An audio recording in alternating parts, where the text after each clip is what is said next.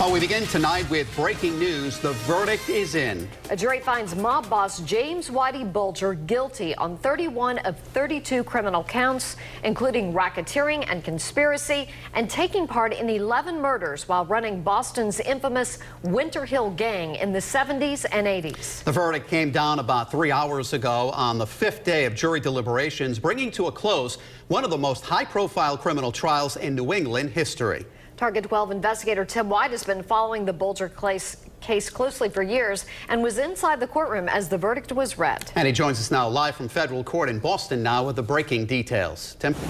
Today's verdict marks the end to an epic criminal trial of one of the most notorious gangsters in New England's history. James Whitey Bulger guilty on all but one count and found responsible for the murders of 11 people. Steve Davis wanted to see Bulger held responsible for the murder of his sister Deborah. The jury, however, didn't do that, unable to come to a finding on that charge. She knows I'm a fighter.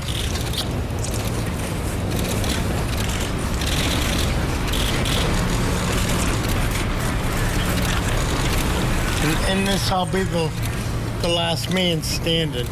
Davis says his family is pursuing state charges. The jury did find Bulger took part in the murders of 11 of 19 people. The government only needed 2 acts for Bulger to be found guilty of racketeering. Thomas Donahue's father was gunned down by Bulger. After 31 years, after a lot of FBI cover-ups, deceits, and lies, we finally have somebody guilty in the murder of my father. Bulger's lawyers say he will appeal, saying their hopes were to expose government corruption. The government will offer people, in essence, bribes, not by money, but by something more valuable, freedom. And if they offer enough freedom to certain witnesses, I guarantee they will say anything. The jury of 8 men and 4 women deliberated for more than 32 hours over 5 days. He will be sentenced in November and faces life in prison. Bulger showed no emotion as the verdict was read in court. As he was being let out, he gave a thumbs up to some of his family members that were in the courtroom. By the way, the one count that he was found not guilty of was one of the extortion charges. Now, new at 6 o'clock, we are going to have more reaction from family members to this developing story.